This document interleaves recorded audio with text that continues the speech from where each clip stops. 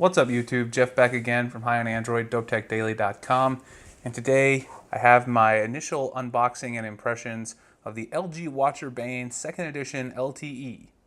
What a mouthful on the name. I don't know why they didn't just call this the LG Watch Urbane 2, but I guess they wanted to emphasize that it has LTE, which is great, and that is the standout feature of the device. So aside from the name, I want to show you guys some quick size comparisons, give you guys my initial battery life impressions, and also show you what is new in Android 6.0 Marshmallow on Android Wear. This watch is running 6.0 Marshmallow, so let's take a quick look and compare the software here at the end of the video.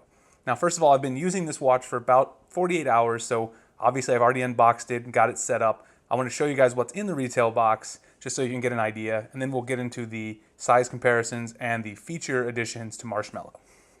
So you can see, pretty simple box. AT&T put my phone number right here, so of course I ripped that off. On the back you see Android Wear right there, and says you need a phone running 4.3 or higher, of course. So go ahead and take it off the box there, and we get the quick start guide for the Urbane. You can see there we've got the touchscreen, and then you've got 3 buttons on this watch. You've got contacts on the top, power, and apps, and this thing actually has multiple functionality. I'll talk about that in a bit. And then you've got LG Health on the bottom. Now, one thing that's annoying is that these top and bottom buttons are not customizable, which means you cannot map any new functionality to those, not just yet. That might change later, of course. You see here, of course, now you've got the phone feature, so you can have a dialer. You're going to have more features with your contacts, because of course this watch has LTE connectivity, so you don't need your phone in order to do messaging or also take a call. You can do that directly from your watch. It has its own phone number. You can see on the back here some customizable tips about changing your watch faces, and of course important things about Wi-Fi settings and cellular settings, which we'll get into when we start talking about the features in Marshmallow. All right, so let's go ahead and set that out of the way. Let's go ahead and set the box out of the way, and let's get into the actual packaging. So here we have the watch. Of course, you guys can see, as I said, I've already been using the watch, so of course it's on. And then if we get into the inside of the box, you can see here we've got 2 sides. We basically got the manuals here and your charging cable. So we get that out. And we've got the manual, which includes the warranty and information. And one thing to mention about this cable, I'm not sure how much I like this implementation. It would always be better if you have wireless charging with your smartwatch. This one doesn't. It's got a proprietary connector, just like the original LG Watch Urbane. Now it is a little bit smaller, which is kind of nice, and you do have a USB here, so you can just plug this in to a portable power bank if you need to. I've got it plugged into my 5 USB desktop charger here, but it would be better if we had wireless charging. Let's go ahead and get that out of the way. On the other side, you get 2 things. One of them is kind of unique. Of course, you get a power brick here, which I'm not using because I've got it in my 5-port charger, obviously. And then the other thing you get here, which is kind of unique, this is a SIM removal tool for your watch. So if we take this out, you can see this thing is kind of weird looking. It's not something you normally get with a smartwatch.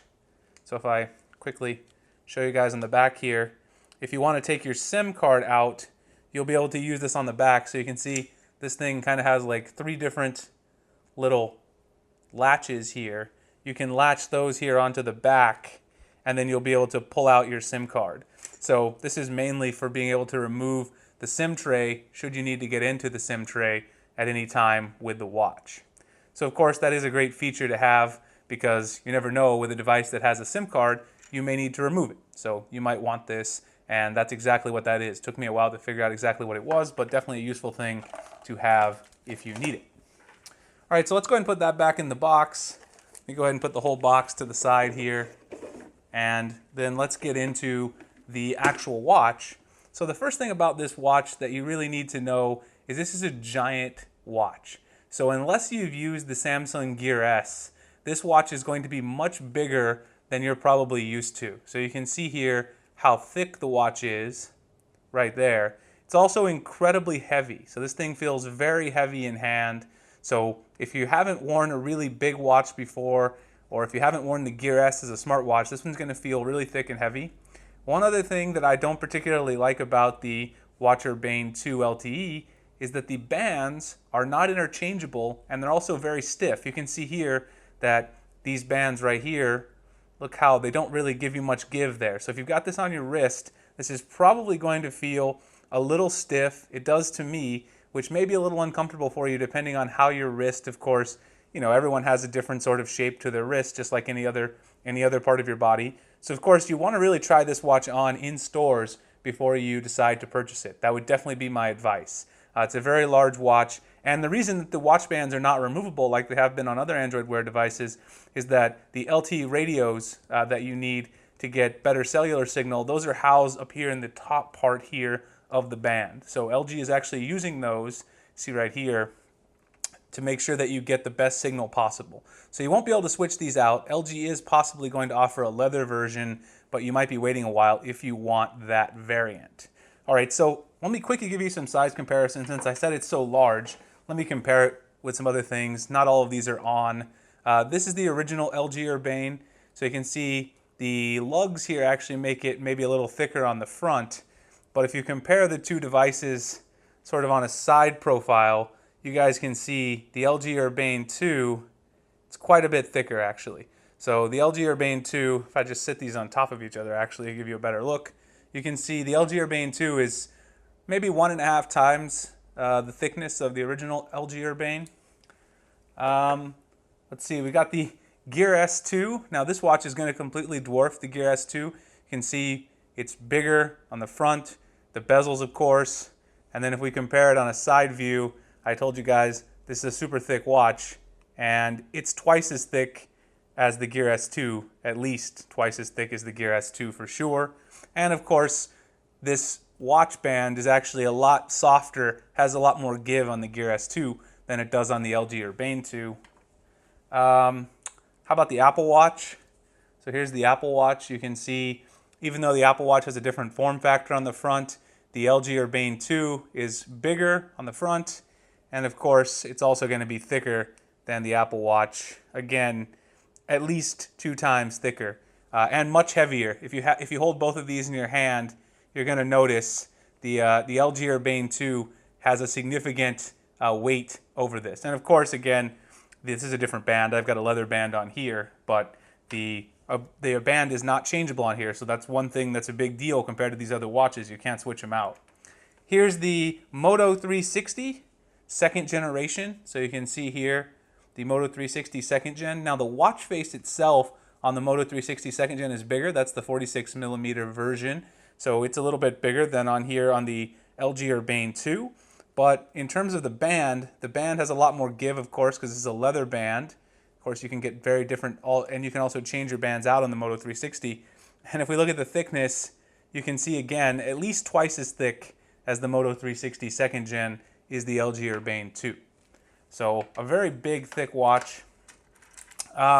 Here's the Huawei watch. So in terms of screen size, again, you can see same screen size here. Both of these have incredibly crisp and sharp displays. That's one thing I'll also say about the LG Urbane 2. The display on here is just super, super crisp.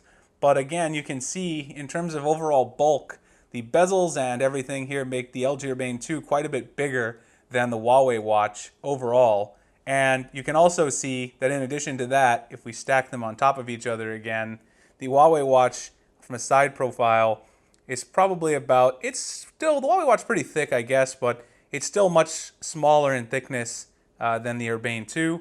And in terms of weight, well, this one's got a stainless steel band, so these are about the same weight. But I think if this one was rocking a rubber band like this one is, they would probably be a lot further apart. So this one, of course, has some extra heft because of the stainless steel band. And then lastly, the one you've probably all been waiting for, we've got the Gear S2. Now, the Gear S2, of course, has a bigger screen. You've got this curved display. But if we look at the thickness, you can see that the LG Urbane 2 still is not yielding in thickness. It's at least the same thickness, maybe even a little thicker at its thickest point than the Gear S2. So if you put these on your wrist, if you've used the Gear S before, then you're probably going to be okay with the LG Urbane. If you've used any of these other watches, you're going to have a little bit of getting used to. So let me show you guys really quickly, since I've been talking about this, how it looks on my wrist. Let me go ahead and strap it on and see what happens. You guys can see. Now again, one thing that I've noticed is that this watch band, it's incredibly stiff. So you've got to it's going to take some getting used to. So you can see there how it looks on my wrist. It's a very big watch. And one thing to note is if you wear it too tight, you're going to hit this crown here. So you want to probably wear this watch a little bit looser. I'm a guy who likes my watch kind of tight when I wear especially a sport watch. But if you're going to wear this watch, you might want to wear it a little bit looser so that you don't end up hitting it there. You guys can see here, I've left a little gap on my watch so that it's a little bit looser so I don't have that problem. All right, so that was a quick size comparison to some of the other watches. Again, this watch is quite large, so just make sure you try it on before you purchase it. Now, I do want to give you guys some more comparisons and impressions to Android Wear on this watch versus Android Wear on Lollipop, because this one's running Marshmallow, and also show you guys a little bit of my battery life impressions and do a little test call so you guys can see the speaker. But since this video is getting a little long, I'm going to end this one now, and I'll go ahead and shoot another video, so we'll have 2 videos instead of 1 on the Marshmallow features and the call quality. We'll do a couple test calls on the watch. So I hope you guys will join me for that one. I appreciate you guys checking out this video. If you want to follow me below on Google+ and Twitter, you can check my links out in the description. You can also catch me writing at news.hionandroid.com, dopetechdaily.com. You can go there for great Android news and great tech giveaways. If you guys would like the video, if you enjoy the content, it really helps out the channel. If you want to subscribe, I would really appreciate it. And I will see you guys in the next video. Thanks for watching.